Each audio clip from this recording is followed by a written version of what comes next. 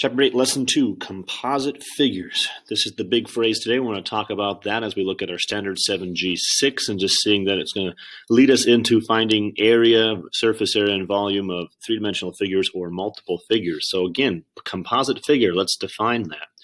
A composite figure or composite figures are things or figures made up of triangles, rectangles, or squares, or semicircles, and other shapes, two-dimensional figures.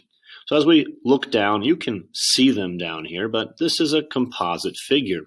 What do you see? What shapes do you see? Oftentimes in class right away we hear a rectangle, which is one of them, and then someone usually also says quickly the triangle. That's a composite figure. There are two shapes involved. When we look at it, there's two different things we see, or more than two. But for us to start here, again, two things. So whether you see the squarish rectangle, which it's one or the other, but in my class, I'm not very picky on it. As long as we identify what we're looking at, it looks like a square, may not be if we measured it. But then we got this half circle, or what we'll call a semicircle. So we're just going to notice that there are two different shapes or multiple shapes. And then today with perimeter, just find the perimeter of each one. So it says estimate the perimeter of the arrow. On your screen, you can see it, or rather your notes. I want to scroll down here. Notice a diagonal represents about 1.5 units. That's something you'll need in the book. So if you wanted to highlight or do something with that right there, you could do that. That's going to come into play in our assignment a little bit as we just take a look at this. Now, when we talk about the perimeter, here's the important part. When we talk perimeter, remember, if I made you walk the perimeter of the room, where are you walking? Around the outside. So when we count up the perimeter, we're not going to count these. They're on the inside. Don't count those. And down here, notice how those are not on the outside of the shape. So don't count those. What I'd recommend is start first by counting all of the straight pieces, like this one. 1, 2, 3, 4. 5, 6, 7, 8. This guy down here is straight for 9. That one 10, 11, and 12. So I'm going to put down the number 12. And then now we go and count the diagonals. So when we count the diagonals, this I made bigger. I made this shape or this arrow larger so it printed nicely. So I don't have perfect lines here, so please just pretend that that is perfectly on the crosshairs. It actually is sitting right down here on this dot where it should be. So then when we're looking at that, we're talking about here is one diagonal, goes from corner to corner, and here's another diagonal, so that makes 2. Again, it should stop right there. So this makes a third and a fourth diagonal. So there are 4 up there. Again, down here, this should be perfectly in that corner. So here's one diagonal, and that should end perfectly there, which is 2. It doesn't, but it's supposed to. Again, 3 and 4, because that should end perfectly there. So another 4. So we have a total of 8 diagonals. Careful, though, when we go back down here to the bottom where we can see it, each diagonal is 1.5. So what is 1.5 times 8? Whatever that gives you, use a calculator or mental math. Well, we need to add that for the perimeter. So we plug that in. That gives us 12. 12 plus 12, mental math or calculator, is 24. And now since there are no labels of inches or centimeters, we'll just put the word units because it is on a graph or a coordinate plane. Count the straight pieces first. Write that number down. Then find out how many diagonals there are. Multiply that number. Like that 8 by 1.5, so that way you can get out what's the distance of the diagonals and add them together. Because it's a composite figure, so we're going to compose them, we're going to put them together with those multiple shapes. You can see there's 2 shapes in front of you here. We'll focus on the left one. First, find the perimeter of the composite figure. I invite you to grab a pencil or a highlighter or a marker or something and journey around the perimeter with me. What 2 shapes do you see here? A lot of people see the square and the semicircle. So just talking first about the square, go ahead and write down the word square. It's not technically needed, but it'll be very useful right now. So as we're looking at that, here, let's go journey around the square. So go around the square on the outside. Here's 5. This is 5. Don't tell me the perimeter of the square is 10. That happens often. Don't just add the two numbers. How much is this side over here? Remember, it is also 5. So what is 5 plus 5 plus 5? Gives us 15. The perimeter of the square is 15. And now, what do we call this shape here? That's a semicircle. So please write down semicircle. Woo. What is a semicircle? A semicircle is just half a circle. How do we find the perimeter of a circle? The perimeter is not what we use for a circle. We don't call it that. The perimeter is actually called circumference. How do we find the circumference of a circle? Circumference was C equals pi d, but you just told me we don't have a full circle. We have a semicircle. So then make sure we cut that in half. So as I scroll down so I have some more room, that means I've got my circumference equals 3.14 times the diameter. So now what is the diameter? What is the distance across the semicircle here? It doesn't say it. You're absolutely right, but some people notice it, and then we just need to be shown. If this side on the bottom is 5 meters, how much is this side on the top? That's also going to be 5 meters. That goes all the way across, so that's your diameter. And then once you've got that, you plug that on in and make sure you divide it by 2. Grab a calculator, type it in very carefully. Don't miss a number. Don't mistype. Don't forget to take 3.14 times 5 and then click divided by 2. Because we're dealing with circles, we're going to get something that is about in our answers very much often, but you'll see us using 3.14, so we'll be able to get a nice decimal. Awesome. So now the question becomes, what is the total perimeter then of this composite figure? The square is 15. The semicircle is 7 and 85 hundredths. What do we do with those? We need to add those together. You can rewrite them in one line if you want to. The way I have my program set up right here, I can't really make more space like I can on my whiteboard in class. So add them together, you get 22 and 85 hundredths. But now we need a label, and since they had a label up here of meters,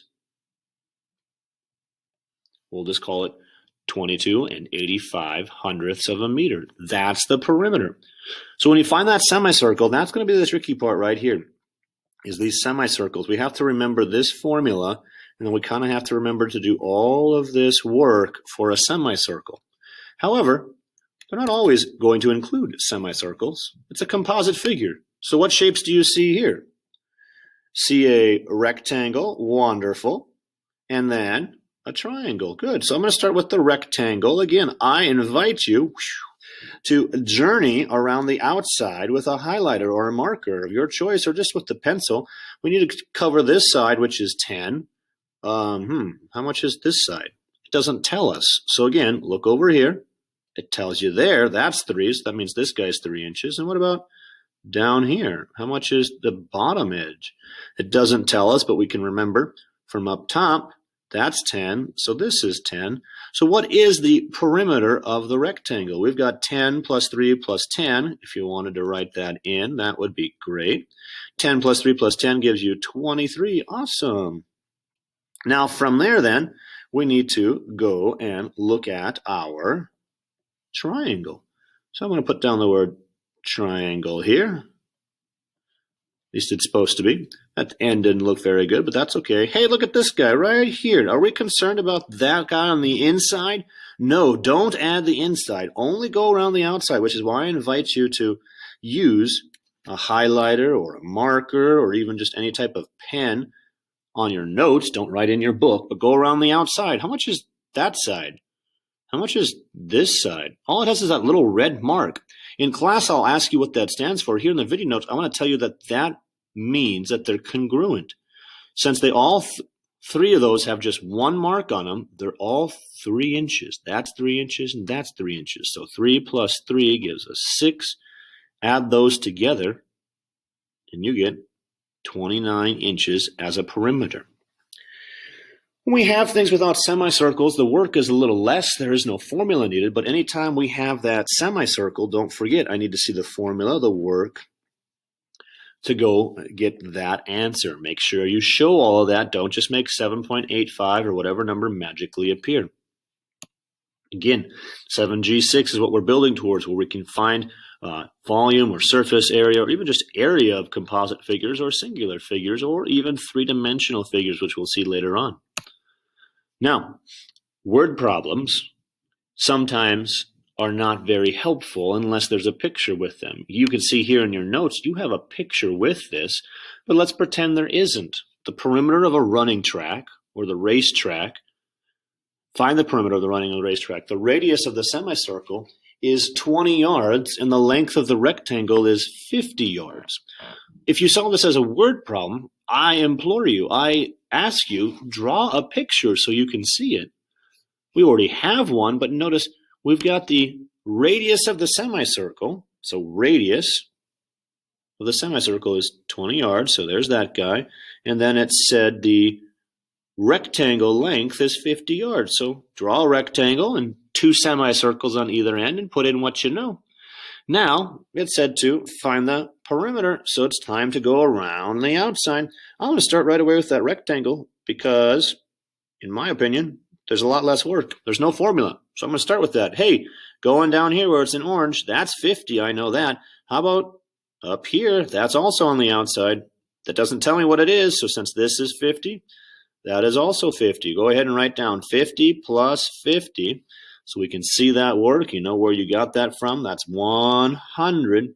And now, in class, I'll talk about this a little bit longer, but we can make a quicker discussion here. I see two semicircles. When you put two semicircles together, it makes one circle.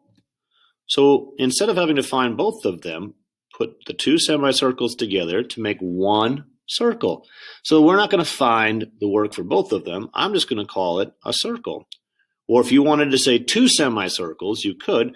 But again, when we want to go around the outside of a semicircle or the outside of a circle, that's called circumference. So I need to find the circumference. Circumference starts with the letter C, which will help you remember that it's C equals pi d. It's a full circle, so we don't need anything else. It's 3.14 times the diameter. Now, what is the distance across the circle?